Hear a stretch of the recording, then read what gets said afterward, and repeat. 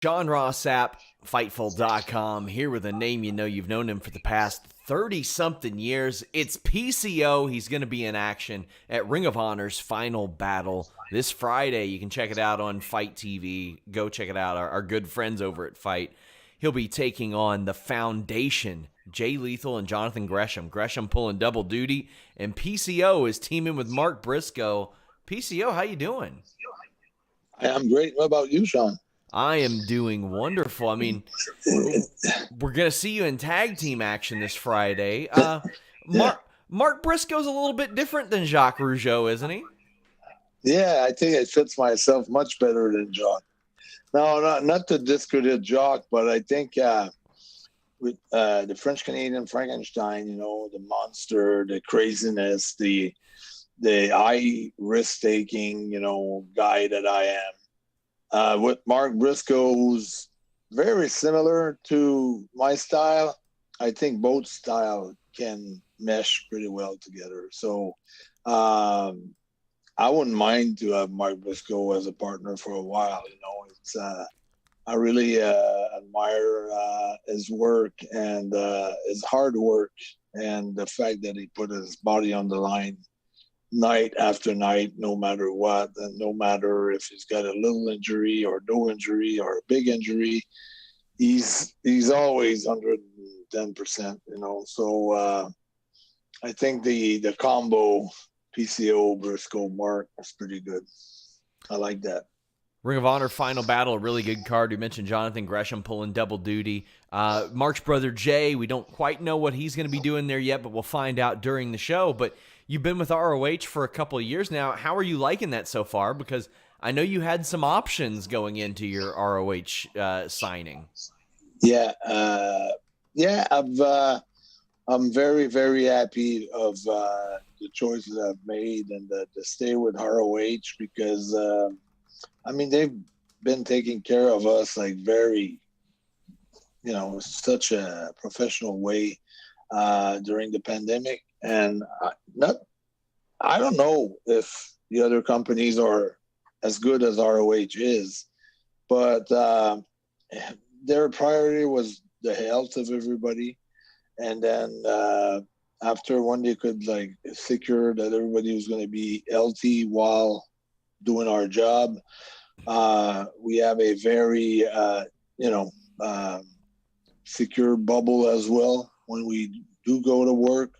So if you test starting from home, you got your first test and you're positive, you can't go into the meeting with the other guys and the rest of the roster. And then you got the test, COVID test every day while you're there, plus wearing the mask, plus the distance, the 2 meters or 6 feet distance and things like that. So extra precautious, and I think the setup is awesome also. And so it's hard to say, because I don't know. There was a lot of plans for 2020 for Ring of Honor that we couldn't do because of the pandemic, but we've been handling the pandemic in such a professional way and with a different product than everyone else. We don't have a fake crowd or just a little bit of a crowd or, crowds spread out all over, which I think, to have a bunch of TVs or to have people just spread out here and there, I think I'd rather have what we do have, which is very similar to the NHL product when they did the playoff. The big giant screen, the reduced area around the ring, and then you hear all the chops or the breathing or this and that, and you get the feel that what it is to wrestle in front of nobody, and I think it looks very much like we got the time of the match, we got a lot of different aspects, and it was a good time to go back to the roots of ROH where we introduced the pure title back. I think the timing was perfect for that.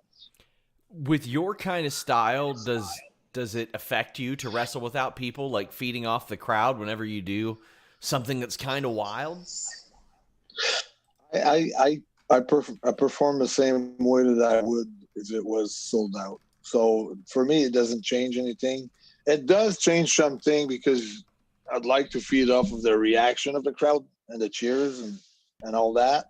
So that's very hard to adjust in that the way that we do wrestle. I feel it's more mechanical. It's less interactive because let's say you throw a big comeback. Usually, if as long as you got the crowd going, you can stretch out a comeback. It doesn't have to be static as Yeah. let's say you would call something. It doesn't have to be. You can stretch it. You can play with the crowd. You can have different things. Now, so that's missing the interaction with the crowd, and it's part of Every the. every year around this time, it seems like it's like contract season for a lot of people. And I remember you talking about this about a year ago. Do you still have time on that deal, or is it coming up soon? And is it almost No, negotiation time? no, I'm already. I signed last year an extension for 2 years, Oh, nice. exclusive to ROH. So my contract will be ending up on December 1st, 2021. So I got about 11 months. Because it started December 1st. So my last year started December 1st. So I got about 11 months to go. So I guess around the summer or August, September, that will be a hot time. I think that will be where we're making decisions on both sides of the equation. It's going to be see where we at when we get there. It's hard to predict anything right now. So you still seeming like you're going to keep it going? You're not going to slow down at all? No, no, no, no. There's so much unachieved things that I got to keep going because I got goals that I didn't achieve, and I'm gonna tell you like this. I'm super happy that I reached one of my goals that was to become a world champion with a major organization, which was their ROH.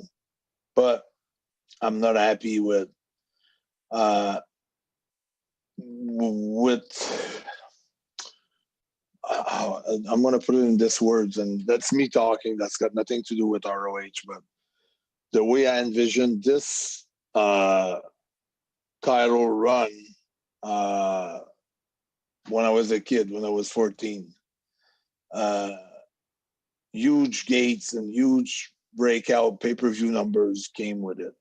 So it was not just becoming a world champion, but it was also to impact the business in a way a little bit like Hogan or NWO or Steve Austin did.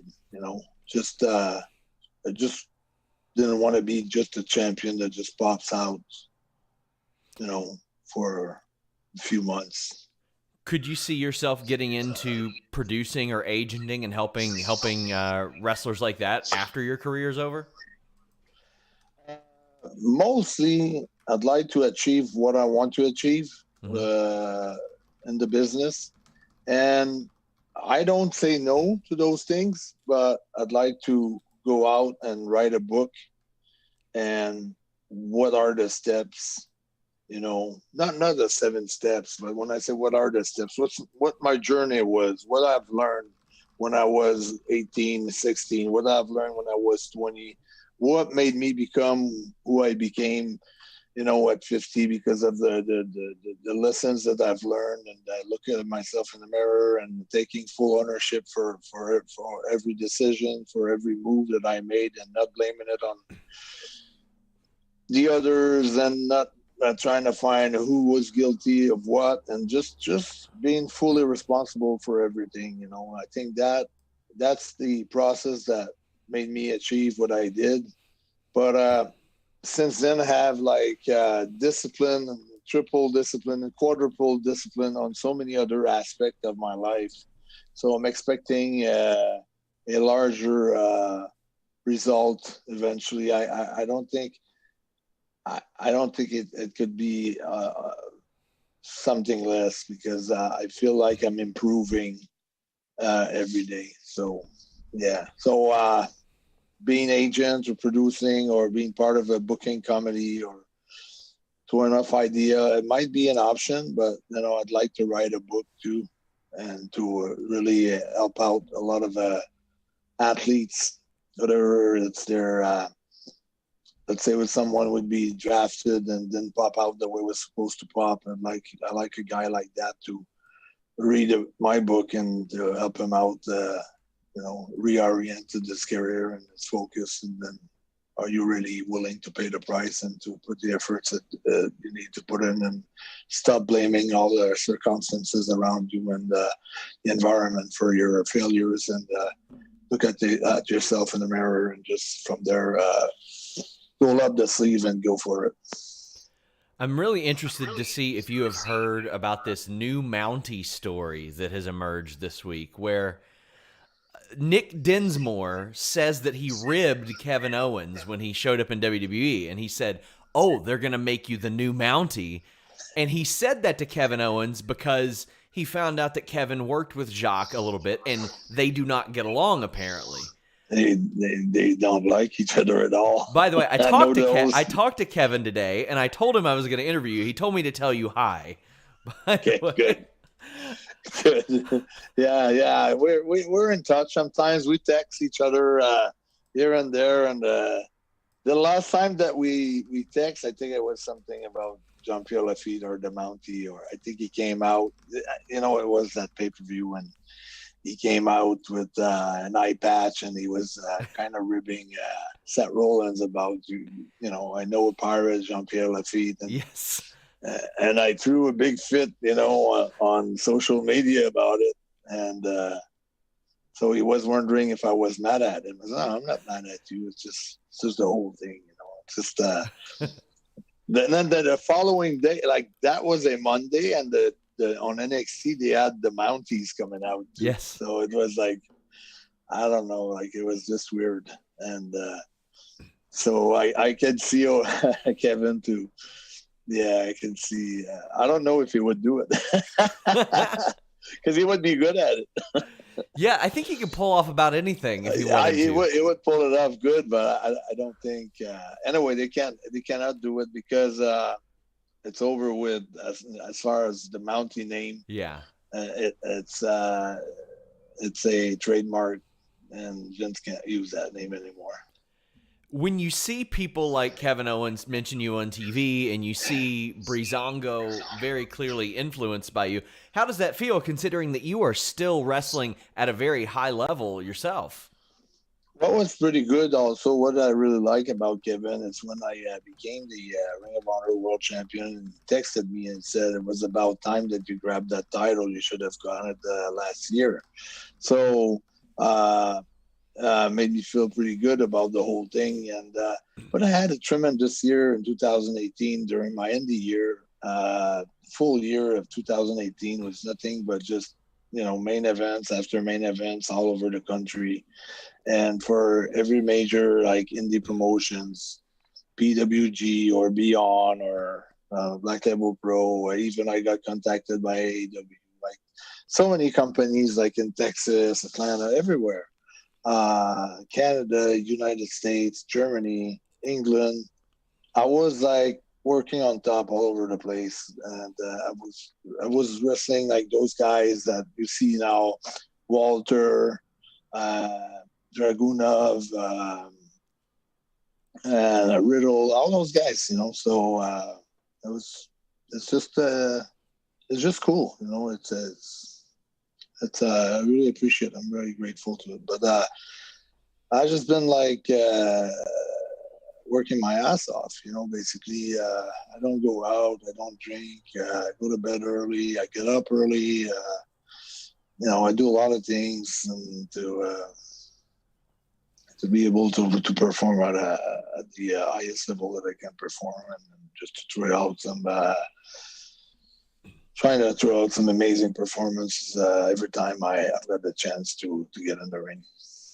Did WWE ever contact you during that period? Because I know you had interest from a lot of other companies. Yeah, every other company contacted me. Had a long talk with Steven Regal, Bola. Uh, uh, it was weird because we're friends too, me and Regal. So it's like we've wrestled in Germany together. We wrestled in England together, and then he was scouting talents at Bola. Came up to me. We talked for a while, but it was like he never came with a solid proposition or a solid offer.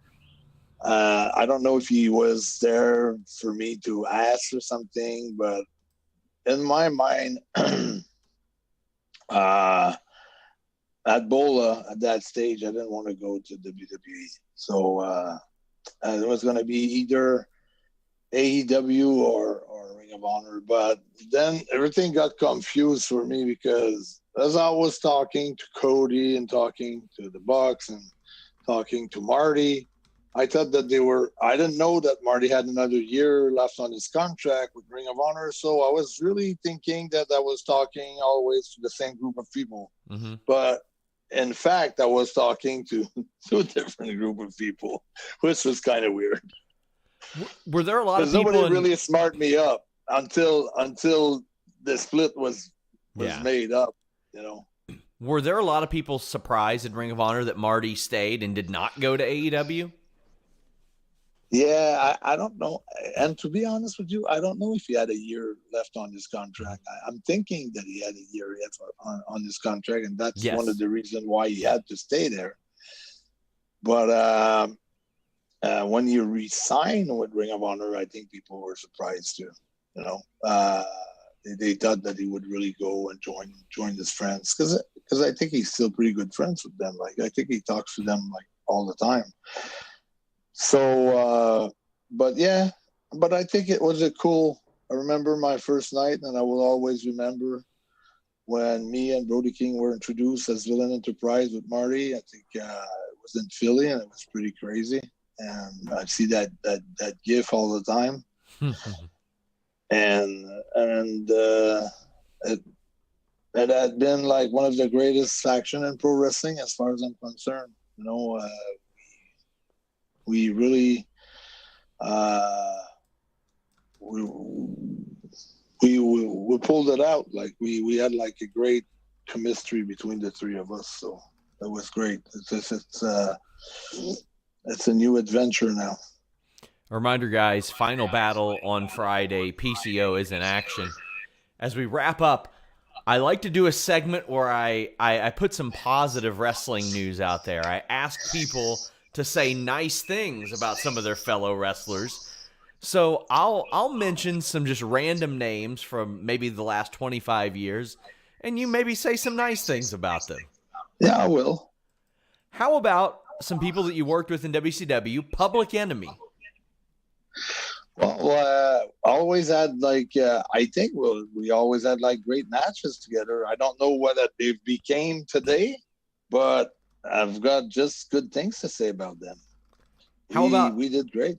How about Harlem Heat, another team in that really, really good tag team division? Oh, man. Stevie Ray is one of my best, I wouldn't say my best friend, but my time in WCW, Stevie Ray was probably the guy that I got along the best with. And then I went to a couple of foreign tours with him, and he's just a great dude. It was great in the ring. Booker is so talented, but I got along great with Booker as well. But I just ended off like on a more of a personal, note with his brother. But they're both just positive, and like probably one of the best tag team ever to perform, in pro wrestling.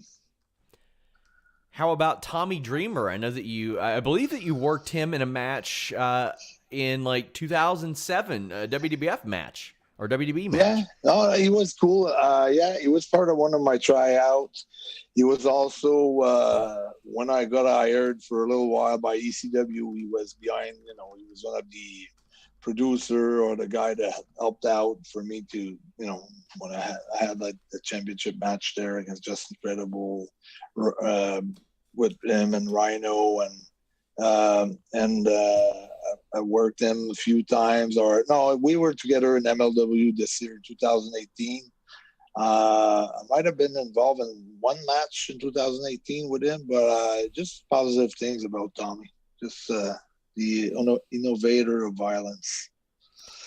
How about Paul Heyman? Since you did go into ECW for that brief period, So it's cool that you mentioned that. But even if the Paul owed, if you hear the Sabu stories and a bunch of guys, RVD, how much money he owed to everybody. Like, I've worked like not a lot of times for him, but he was going bankrupt, like closed down the company or whatever. And I got a check from Paul Heyman, a personal check of $250. And I opened up the envelope and say, oh, I don't think he had the reputation to send out extra money after shows or whatever. So I never understood that, but that really struck me hard, and then in a way that I never expected that. And for me, that's why I always kind of respected him. He was cool with me.